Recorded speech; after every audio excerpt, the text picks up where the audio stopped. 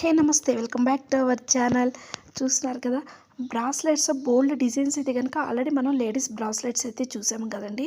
So ఇంకా చూడలేదు అంటే కనుక ఛానల్ నేమ్ కింద టైటిల్ని ట్యాగ్ చేస్తాను, ఒకసారి చెక్ చేయండి.